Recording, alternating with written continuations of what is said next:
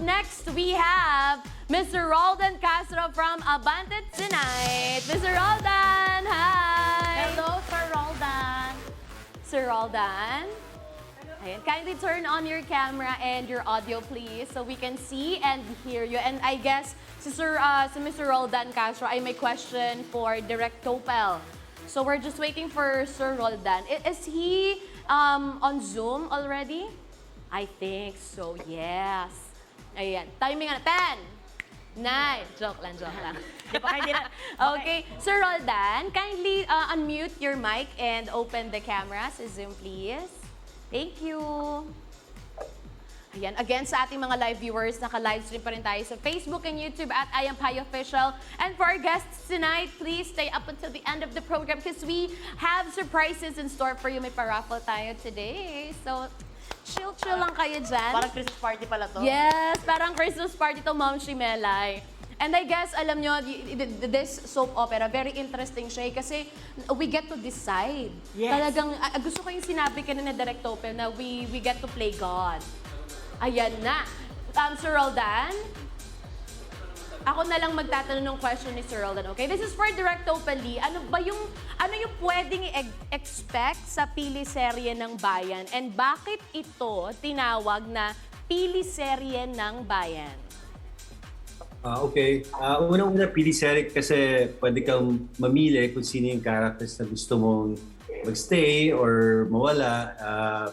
But I think it really depends on Siyempre, pag bumoboto tayo kung paano yung acting nila or paano sila gumalaw or saan natin gusto pumunta yung kwento. No? So pili-serye, pipili natin kung sino yung gusto natin mag-stay or matsugi sa kwento. And then, what's the other question again? Sorry. Actually, I think you were able to answer the question, Derek. Kasi yung mga ina-expect nila, that's also part of the question. Ano pa daw yung mga pwedeng i-expect sa ating pili-serye? Well, marami kasi right now, kino-construct namin yung mga suspense, no? So, Suspense. boring. Medyo abangan nila yung mga paparating na suspense namin. Medyo high-tech yung mga iba namin gagawin. Oh my gosh! High-tech, ang exciting. Thank you, Direk! Grabe yung pa-teaser, nakaka-excite lalo. Ito naman, up next, from our friends from the media, we also have here Nazamel Tabares from Pelikula Mania. Hello, Nazamel! Nazamel, kindly turn on your video and unmute your audio sa ating Zoom so we can hear and see you. Ano kaya yung yung makabago state of the art na sinasabi ni Direct Topel? Saka Direct Topel, di ba? Diba? So talagang aabangan niya ng mga tao kung ano yung makabago. Yes. Oh my God. Ang sarap umuwi ng bahay, galing ka sa trabaho. Tapos, katradisyon natin mga Pinoy yan mahilig talaga tayo manood ng teleserye, may it be drama. And did you know guys, according to US studies, Filipinos are one of the most emotional people in the world. Kaya sobrang benta sa atin ng mga serye and all. And I think wala si Nazamel. So I'm just gonna ask Nazamel's question, and this is for Gab. Gab, Luke, and Zach. So far, which challenges kayo nahihirapan, and if ever may chance, anong challenge yung sa tingin ninyo na maipapakita nyo ang potensyal ninyo? So let's start with you, Luke. Sige, okay, challenges na nahihirapan if ever may chance.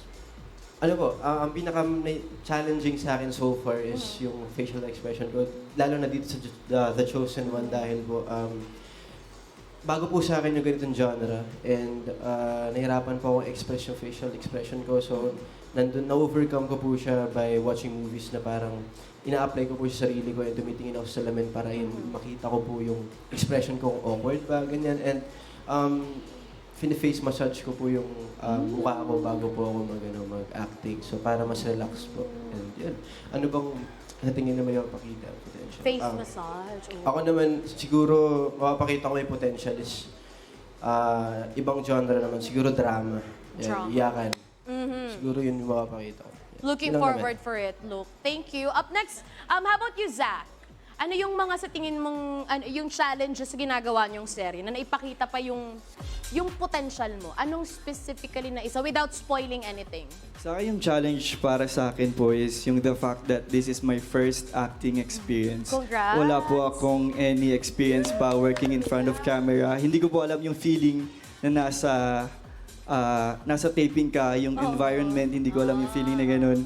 So, nung mga una, medyo, syempre, nahihiya ako. Medyo kabado ako kapag may line na ako.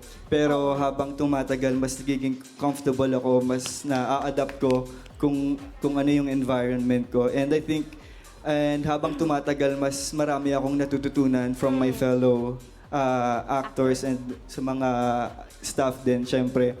Kaya yun siguro yung potential ko na maipapakita ko yung pag-grow ko as an actor po. Yes. Congratulations on your first ever. Kasi first thank ever you. din tong interactive teleserye. So everything is first para sa'yo, Zach. Thank you and congratulations. Thank Let's you. also ask Gab. Gab, ikaw naman. Tingin mo, ano po yung mga mapapakita mo para sa serye na, sa soap opera natin? So, you may know me po as a member po from ML48. So, syempre po, yan po yung industry wherein nagpe-perform, kumakanta, sumasayaw.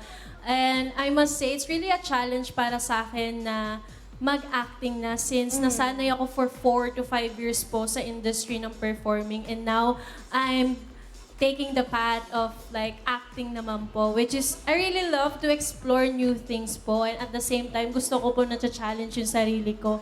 And para sa akin, kung kaya naman po ng mga artista po, kasi alam ko naman po, napagdaanan rin po nila, yung napapagdaanan ko po. Yes. Kung kaya nila, kaya ko rin po. Yun po palagi ko pong iniisip po sa sarili. Oh. Thank you, nakakatuwa kasi may kita ka namin sa ibang field. Kumbaga, ibang genre naman, from singing, performing, to acting. And congratulations din sa'yo, Gab. Up next, we have here RM Marcelo from Barbilicious. I'm gonna ask the question. This is for you, Andy, Amanda, and Kobe. Since yung title ng show nyo is The Chosen One, mapili ba kayo sa mga bagay-bagay like food? May mga pinipili ba kayong kainin? Then ano daw yung last, nung ayaw nyong kainin if meron? List. Sorry. List ng mga ayaw nyong kainin if meron. Let's start with you, Andy. Okay. Hello? Hello Yan. po. Hi!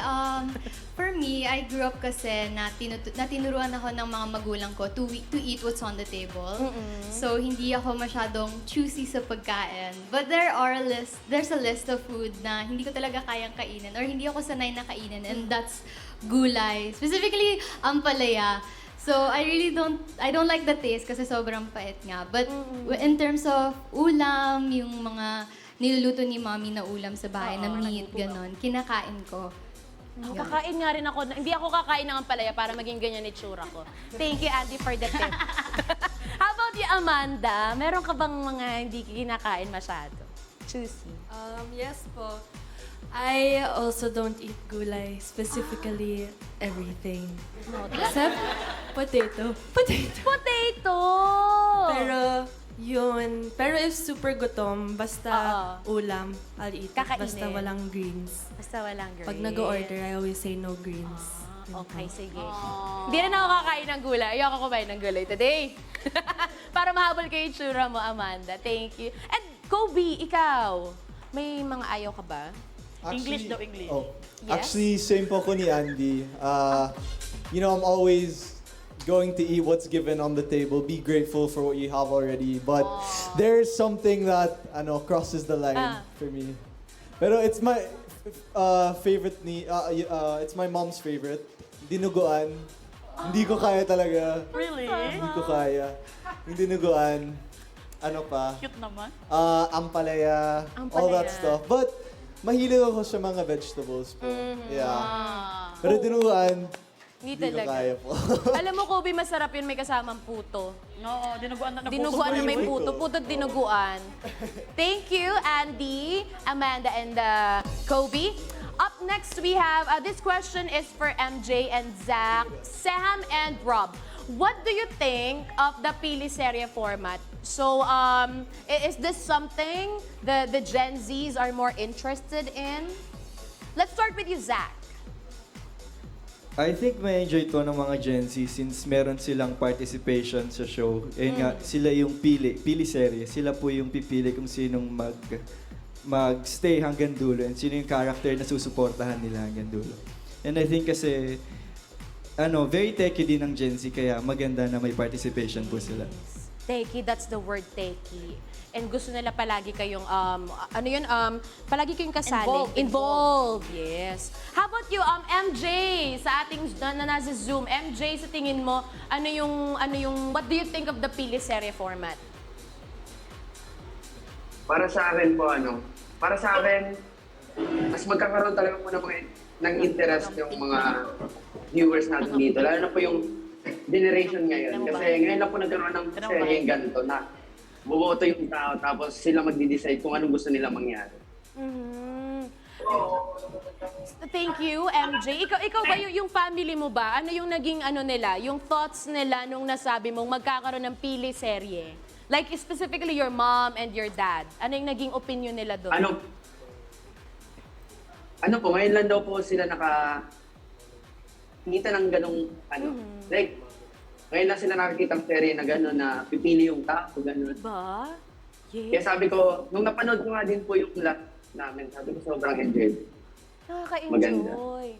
True. Partida kayo na yung gumawa, pero at the same time, nai-enjoy nyo din yung ginagawa nyo. Ayun, thank you, MJ. Ito naman for Sam and for Rob. What does your parents thought about yung ating Pili Serye? Let's start with Seham. Hi. Well, basically, like everyone said, it's very interesting because it's very new. And this is the first time for me also personally to see something that's so interactive and in a way the audience gets to choose how the story goes. And I feel like it's very interesting for the Gen Zs as well since we're always looking for something new, something different, and I feel like this is the show for that. So yeah. Something new, something different. Yes, Rob, how about you? What are your thoughts? My thoughts are it's that it's really parang unique kasi the times when the audience votes are in reality TV shows. However, the audience actually determines what happens in the story itself. Like hindi maraming yung mga TV shows or genres that are like that in the international market. This is really something that's gonna stand out, and it's intended to hook you in because it's requiring the audience's participation to determine what happens in the next episode. So it's not hindi yung one of those stories where watch next week's episode to see what happens. No, determine what happens this episode for next week's episode. So sobrang unique, and I think Gen Z are going to have a very interesting time watching the edits on social media on this show. So yeah, I think they'll enjoy it. Exactly. Oh my God, my nose is bleeding. But thank you so much, Rob, for the votes. 11 tayo, ma'am. Pero totoo yun ha, gusto ko yung sinabi ni Rob na binibigyan nyo yung audience natin ng something to look forward sa next episode. Correct. Thank you. Up next, we have another question here. This is for Maxine, Gab, Luke, and Dustin. Wow. Has social media been instrumental in your projects? How so? Ay, grabe. Let's start with you, Maxine. Maxine.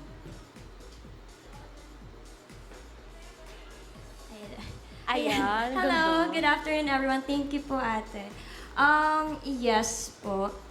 Because I know that social media enables people in all levels and skills to market themselves, for them to show their talents, for them to share their work of process and skills, not just to impress but also to inspire. And sa panahon ngayon, hindi pwedeng naghihintay ka lang ng opportunity. Better kasi na maghanap ng opportunity. And I know that using social media is one of your ways to find projects and opportunities po. Well said. Totoo yan. Media ko ba to, pageant? Pageant? Pageant? Pageant, kasi parang pageant na to. Ganyan ka-brain na yung ah. ating mga generations. I'm so proud of you. Nakatuwa. Tama yun eh. How about you, Gab? What are your thoughts? Gab? Yes po.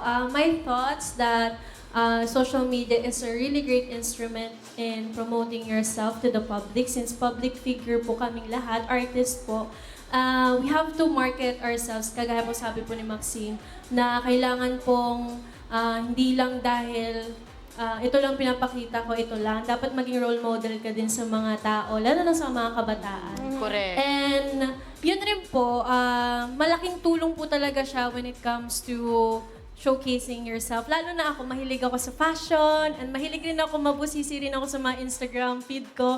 And by doing that, people or clients will go to you and give you projects or endorsements po, which is a really great help po. Yun po.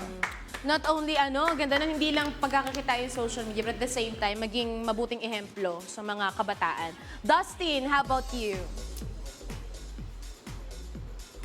Hi guys, ayun po, sobrang halaga po sa amin nung social media dahil ayun, mapopromote po namin yung sarili namin sa mga tao. At the same time, ito po yung pinakamahalaga kasi isa po itong way para maano kami, parang hindi kami mawala sa tao, as in sa mga fans namin. Lagi kaming updated para sa kanila dahil sa tulong ng social media. At isa din po siyang source of income para sa amin kasi ay endorsement, nakakakuha po kami doon at syempre, mas naipapakita namin kung ano yung content namin, kung saan kami magugustuhan ng mga tao. That's true. Nakakatuwa. Ang swerte nga ng mga generation ngayon using social media to stay relevant sa ating mundong kinagagalawan. Up next, we also have another question. Have you been exposed to different teams and castmates? What has been the greatest acting or career advice you've received? Kobe. Ito ang dami po, ang dami. Kasi dati po, sobrang nervous ako in front of the camera. Hindi ako sanay. And I think something that really helped me was from one director that I worked with, si Direk Ted Bobarol. So Direk, if you're watching this, thank you so much po. He just gave me advice on, how to just lose the nerves. Kasi you can't, I mean, it's normal to be nervous naman, but if you're in front of the camera na, kailangan wala yun po. But Directed was someone who really helped me get those nerves away. So I'm really thankful to him.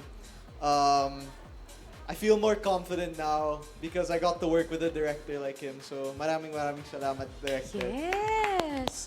Thank you, Kobe, for sharing. How about you, Andrea? Ano yung mga natutunan mo sa mga nakatrabaho mo na? Sorry, Andy pala. Andrea. Andy.